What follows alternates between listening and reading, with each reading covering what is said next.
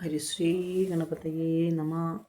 അവിഘ്നമസ്തു നക്ഷത്രജാലത്തിലേക്ക് ഏവരെയും സ്വാഗതം ചെയ്യുന്നു. നമ്മളിപ്പോൾ പറയുന്നത് വൃശ്ചിക മാസത്തിലെ രാശിമാറ്റമാണ്. നിങ്ങളോടൊരു കാര്യം പറയാനുള്ളത്, നിങ്ങൾ ആദ്യമായിട്ട് ആരെങ്കിലും ഈ ചാനൽ കാണുന്നുണ്ടെങ്കിൽ ഒന്ന് സബ്സ്ക്രൈബ് ചെയ്തേക്കുക. ബെല്ലിൻ്റെ അകലൊരു ചിത്രമുണ്ട്, അതൊന്ന് തൊട്ട് കഴിയുമ്പോൾ 3 ഓപ്ഷൻ വരും. അതിൽ ഓൾ എന്നുള്ളത് തൊട്ട് വെച്ചാൽ വീഡിയോയൊക്കെ നിങ്ങൾക്ക് ആദ്യം തന്നെ ലഭിക്കും. നമ്മൾ ഇന്ന് പറയുന്ന തിരുവോണം, അവിട്ടം, ചതയം. തൊഴിൽ രംഗത്ത് ഇപ്പോൾ ഉണ്ടായിരിക്കുന്ന ആ ഒരു മുന്നേറ്റം തുടർന്നുകൊണ്ടും അങ്ങനെ തന്നെ ആയിരിക്കും. നിങ്ങൾക്ക് അർഹതപ്പെട്ട അംഗീകാരം ലഭിക്കുന്നതാണ്. സാമൂഹിക പ്രവർത്തനങ്ങളിൽ അത്ര ഇതുണ്ടാവില്ല. നിങ്ങളുടെ ആ ഒരു കർമ്മശേഷി നിങ്ങളുടെ കൂടെ ജോലി ചെയ്യുന്നവരെ അസൂയാലുക്കളാക്കും, ആക്കാൻ സാധ്യതയുണ്ട്. തൊഴിൽ അന്വേഷിച്ചുകൊണ്ടിരിക്കുന്നവർക്കൊക്കെ നല്ലൊരു സമയമാണിപ്പോൾ. സാങ്കേതികമായിട്ടുള്ള അറിവ് നിങ്ങൾ നേടാനുള്ള ശ്രമം നിങ്ങൾ നേരത്തെ മുതൽ ചെയ്യുന്നുണ്ടല്ലോ, ആ ശ്രമം തുടർന്നുകൊണ്ടേയിരിക്കും. ആദർശവാദങ്ങളൊക്കെ അത് പ്രായോഗികമായിട്ട് ഉൾക്കൊള്ളും. നിങ്ങൾ വസ്തു വിൽക്കാനായിട്ട് ശ്രമിച്ചിരുന്നെങ്കിൽ അതിൻ്റെ തടസ്സങ്ങളൊക്കെ വന്നിട്ടുണ്ടെങ്കിൽ ഇപ്പം മാറിക്കിട്ടും. അത്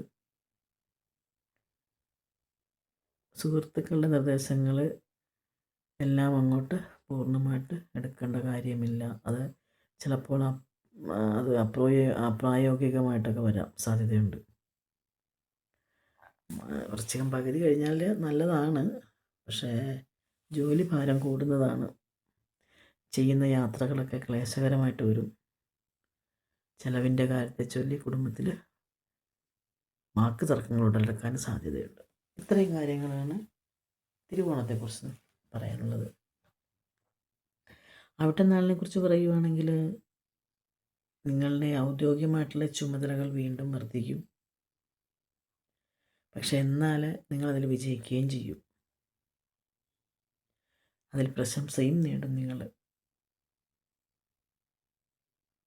നിങ്ങൾ സ്വയം പണം മുടക്കി ചെയ്യുന്ന തൊഴിലിൽ നിന്ന് നിങ്ങൾക്ക് ലാഭം ഈ സമയത്ത് കെട്ടിത്തുടങ്ങുന്നതാണ്. നിങ്ങളുടെ അധ്വാനം ഒരിക്കലും പാഴാവില്ല. നിങ്ങൾ ലോണിനൊക്കെ അപേക്ഷ വെച്ചിട്ടുണ്ടെങ്കിൽ അത് പരിഗണിക്കപ്പെടും. അതായത് സഹോദരന്മാരുടെ കാര്യത്തിൽ ശുപാർശയൊക്കെ ചെയ്യുന്നുണ്ടെങ്കിൽ അതിൽ ഫലമുണ്ടാകും. കലാപ്രവർത്തനവും സാഹിത്യ പ്രവർത്തനമൊക്കെ നിങ്ങൾ തുടർന്നുകൊണ്ടേയിരിക്കും. ഒറ്റ കാര്യം പറഞ്ഞുകൊള്ളട്ടെ, അനാവശ്യമായിട്ടുള്ള വിവാദങ്ങളിൽ നിന്ന് നിങ്ങൾ വിട്ടു നിൽക്കുക. നിങ്ങൾ വാടക വീടിട്ടിട്ടുണ്ടെങ്കിൽ ആൾക്കാർ വരാതെ ഉണ്ടെങ്കിൽ അത് ഉടനെ തന്നെ വാടക വീട്ടിൽ പുതിയ താമസക്കാരെത്തുന്നതാണ്. നിങ്ങളുടെ ദേഷ്യം നിയന്ത്രിക്കേണ്ടത് വളരെ അത്യാവശ്യമാണ്. സാമ്പത്തിക ഇടപാടുകളിൽ രേഖ കൃത്യമായിട്ട് സൂക്ഷിക്കുക, അല്ലെങ്കിൽ ദോഷം ചെയ്യും. ഇത്രയും കാര്യങ്ങളാണ് നമ്മൾ അവിട്ടനാളിനെക്കുറിച്ച് പറയാനുള്ളത്. ഇനി നമ്മൾ ചതയം നാളിനെക്കുറിച്ച് നോക്കുകയാണെങ്കിൽ,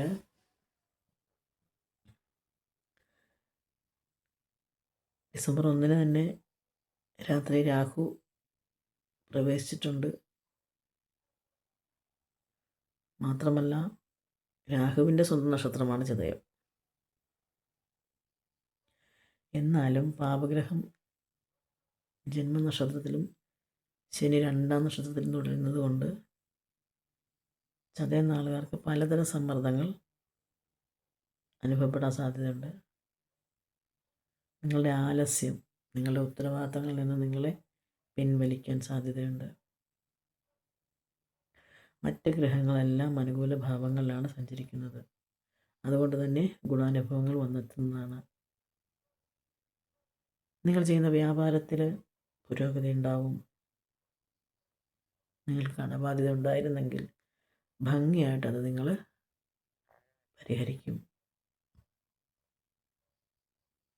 പ്രണയക്കാര്യത്തിൽ, അതായത് കമിതാക്കളാണെങ്കിൽ വിശ്വസ്തത പുലർത്തും. അല്ലെങ്കിൽ ആരുടെങ്കിലും കാര്യങ്ങൾ നിങ്ങൾക്ക് അറിയാമെങ്കിൽ അതിൽ വിശ്വസിച്ചവർ പറഞ്ഞിട്ടുണ്ടെങ്കിൽ അത് ആ വിശ്വാസം നിങ്ങൾ കാത്തു സൂക്ഷിക്കും. കുടുംബത്തിൽ സമാധാനമുണ്ടാകും. പക്ഷേ മക്കളുടെ കാര്യത്തിൽ നിങ്ങൾക്ക് ഉത്കണ്ഠ ഉണ്ടായിരുന്നല്ലോ, അതൊക്കെ നീങ്ങുന്നതാണ്. ഇത്രയും കാര്യങ്ങളാണ് പറയാനുള്ളത് ഈ വീഡിയോയിൽ. മറ്റൊരു വീഡിയോയുമായി കാണുന്നവരെല്ലാവർക്കും നന്ദി, നമസ്കാരം.